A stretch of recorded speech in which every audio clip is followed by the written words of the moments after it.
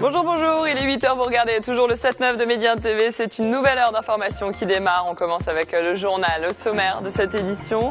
Au Maroc, l'Office national des chemins de fer lève le voile sur les circonstances de l'accident ferroviaire qui a eu lieu mercredi dernier.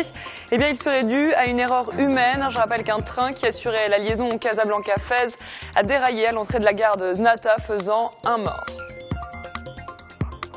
Le Conseil des droits de l'homme de l'ONU décide d'envoyer une mission pour enquêter sur les atrocités commises par l'État islamique en Irak. Plusieurs rapports alarmants font état d'assassinats, de conversions forcées, d'enlèvements, d'esclavage, de torture et de persécutions. Les Nations Unies dénoncent un nettoyage ethnique et religieux. Les États-Unis exhortent Israël à renoncer à sa décision d'annexer 400 hectares de terre en Cisjordanie en représailles au meurtre de 3 jeunes Israéliens. Plusieurs autres pays ont également fait part de leur opposition à cette décision, comme la France, l'Espagne ou encore l'Égypte.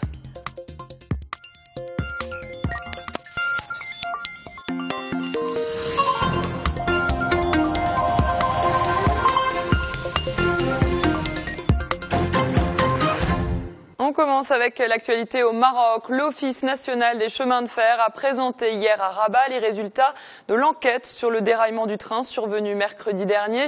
Un accident qui avait fait 1 mort et 32 blessés. Il serait dû à une erreur humaine et pour limiter les risques liés aux défaillances humaines, justement, l'ONCF a annoncé différentes mesures. Plus de détails avec Amina Benralek.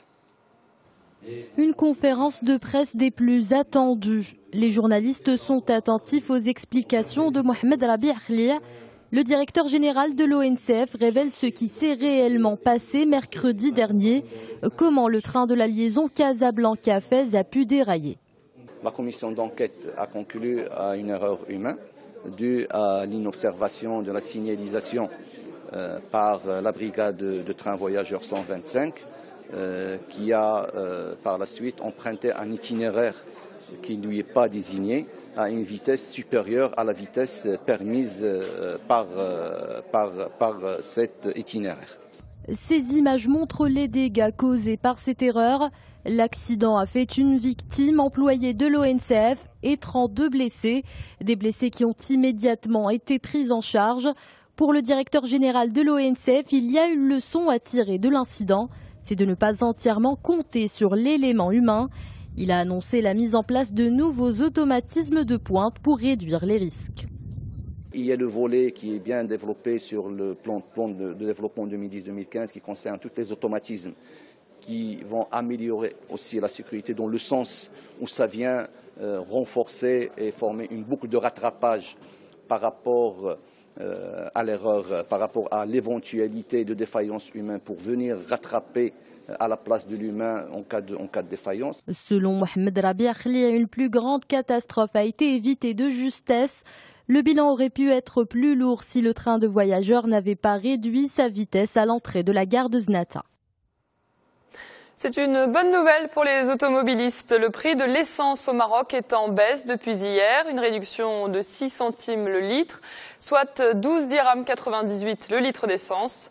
Par contre, le prix du gasoil, lui, ne change pas. Il est toujours à 9 dirhams 69 le litre. Selon le ministère des Affaires générales et de la gouvernance, ces changements concernent les produits issus de la raffinerie de Mohammedia. Toujours au Maroc, la mort du doyen des historiens marocains à 90 ans, Mohamed Ben Azouz Hakim, est décédé dans sa ville natale de Tétouan. Le roi Mohamed VI a adressé un message de condoléances au fils du chercheur et historien évoquant une perte cruelle. Selon le souverain, le Maroc a perdu une figure de proue de la lutte pour l'indépendance du pays. Pendant les 70 dernières années, Mohamed Ben Azouz Hakim avait étudié l'histoire moderne du Maroc en général et plus particulièrement de la région du Nord ainsi que les relations maroco-espagnoles. Pas de répit pour les violences en Libye. Hier, de nouveaux combats entre soldats et djihadistes ont fait 10 morts parmi les militaires. Ça s'est passé dans l'est du pays, à Benghazi. Une bonne partie de la ville est contrôlée par les insurgés qui voulaient avancer en direction de l'aéroport. Mais l'armée a repoussé l'attaque et la colonne des rebelles a été bombardée. Et face à l'anarchie qui règne en Libye, le gouvernement est désemparé. Il reconnaît ne plus contrôler les ministères et les services de l'État de Tripoli. Un aveu d'impuissance qui confirme que la capitale est aux mains des milices rivales. Le gouvernement provisoire est exilé dans l'Est, alors que son chef, Abdallah Al-Thani, avait remis sa démission au Parlement la semaine dernière. Il a été chargé par cette même assemblée de former un cabinet restreint comprenant une cellule de crise. En Irak, les opérations s'intensifient contre les djihadistes. L'armée appuyée par les forces kurdes, les miliciens chiites et les frappes américaines a repris 2 nouvelles villes hier. Pendant ce temps, à Genève, le Conseil des droits de l'homme de l'ONU a décidé d'envoyer une mission pour enquêter sur les atrocités commises par l'EI en Irak. Les précisions de Manal El-Ardari. Une nouvelle victoire des soldats irakiens et des Peshmerga. Ils ont repris hier la ville de Suleiman-Bey qui était aux mains des djihadistes depuis plus d'1 mois et demi. Cette ville est située à 175 km au nord de Bagdad. À quelques kilomètres d'ici, le village de Yankaja a été également libéré. Soldats irakiens, forces kurdes et militants chiites ont tous participé à cette contre-offensive. C'est l'un de leurs rares succès depuis le début des combats. Suleiman Bey est entièrement libéré, ainsi que toute la zone environnante. Il y a une attaque à Amerli et nous avons sécurisé la route qui mène à cette ville. Nous combattons les membres de l'État islamique, ces terroristes qui représentent une menace contre tout le monde. Une menace contre les musulmans et les chrétiens. Depuis le 9 juin, plus de 1420 personnes ont trouvé la mort selon l'ONU et au moins 1,5 million d'Irakiens, majoritairement chrétiens et yazidis, ont été déplacés cette année. Face à cette situation, la communauté internationale passe à l'acte. Le Conseil de sécurité de l'ONU a décidé d'envoyer une mission pour enquêter sur les atrocités commises par les djihadistes.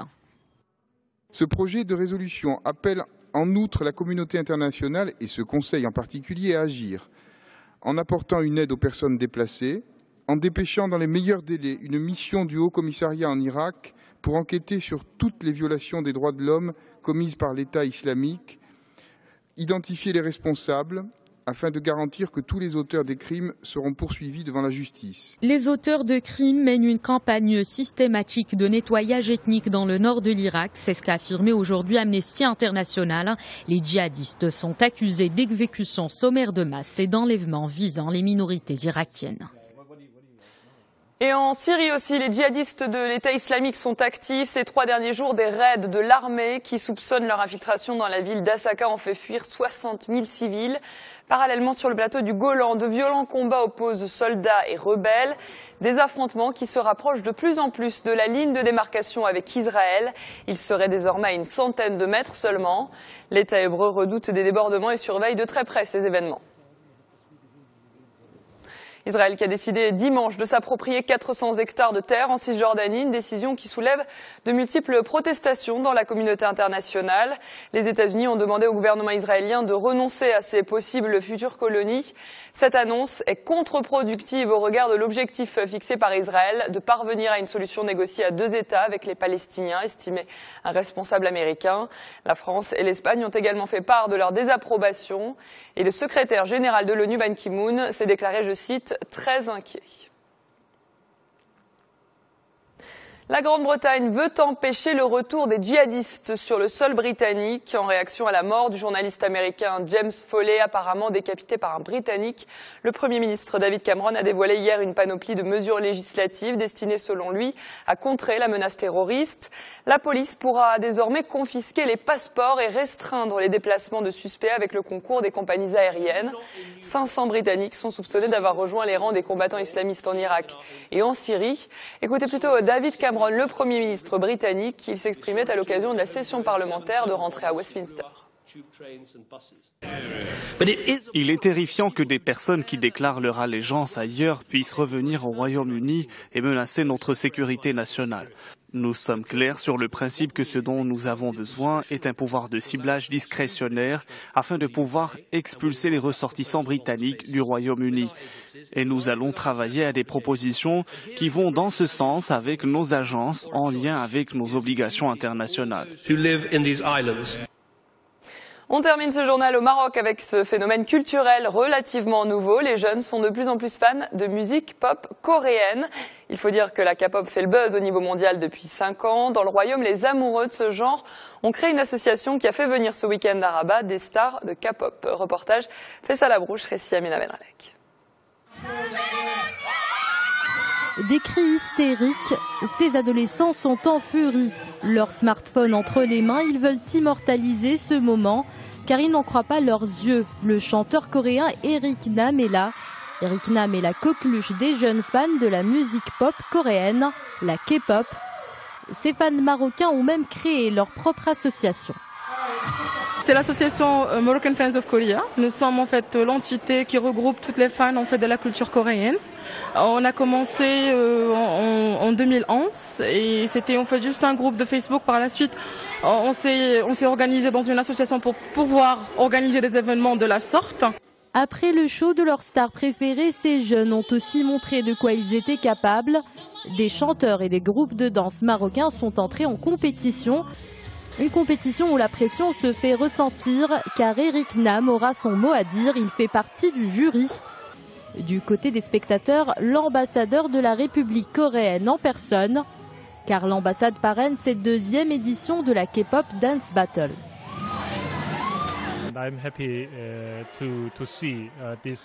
Je suis ravie de voir que cet événement se concrétise enfin. La K-pop est devenue tellement populaire qu'elle commence à avoir un public international. Nous avons remarqué que les jeunes Marocains adoraient ce mouvement artistique venu de Corée. Ce mouvement de pop coréenne a commencé à se mondialiser en 2009. Aujourd'hui, il gagne en influence sur les marchés étrangers en dehors de l'Asie, grâce surtout à Internet. C'est ce qui a fait connaître la K-pop aux jeunes Marocains. Voilà pour le journal. Je vous propose maintenant de voyager et d'aller voir ce qui fait l'actualité en France.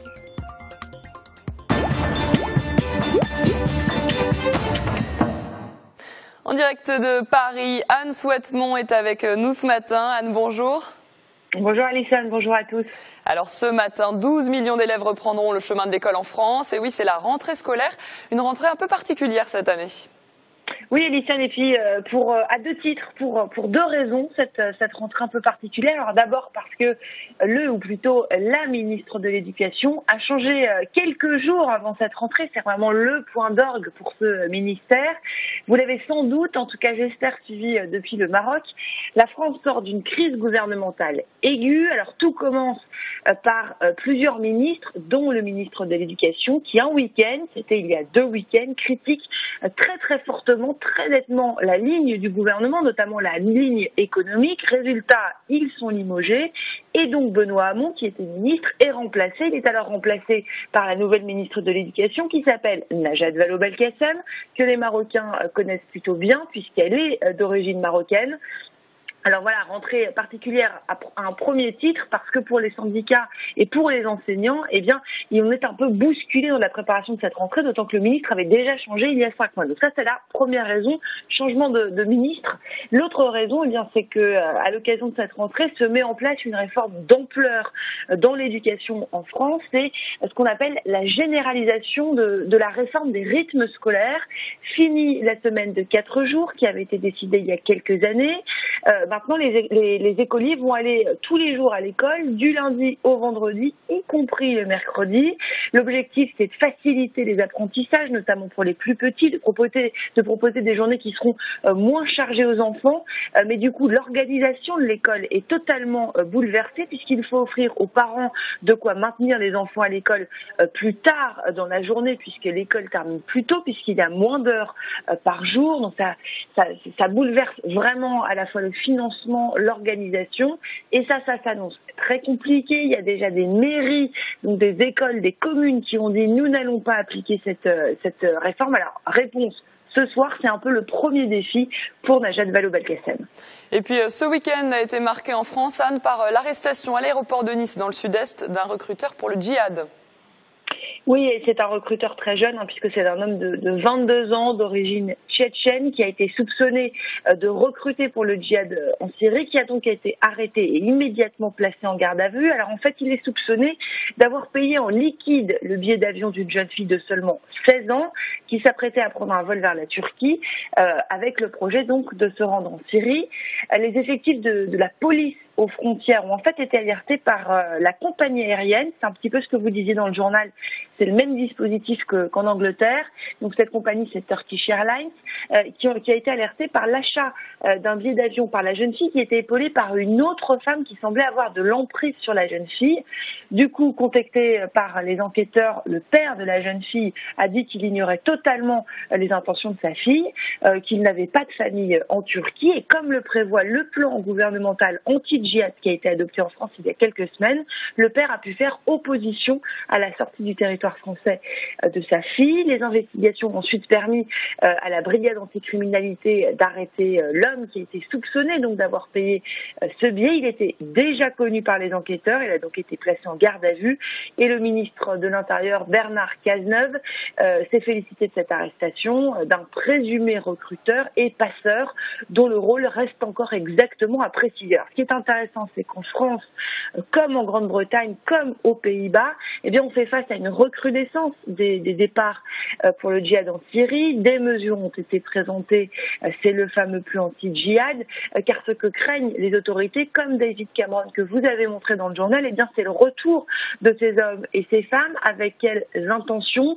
On sait qu'il y a quelques jours, l'Arabie Saoudite, qui a certains contacts, qui fait du renseignement, a tiré la sonnette d'alarme. Elle s'est adressée aux ambassadeurs de l'Union européenne et des États-Unis en leur disant « Attention, risque d'attentats très forts préparés en Syrie et dans le nord de l'Irak ». Merci Yann pour ces informations. On vous retrouve très bientôt. À bientôt, oui. Tout de suite, je vous propose un tour d'horizon de vos journaux. Le projet Casablanca Finance City qui avance sous la démarche de la RAM face à la menace Ebola. C'est dans la revue de presse. Elle est signée Taoufik Nasseri.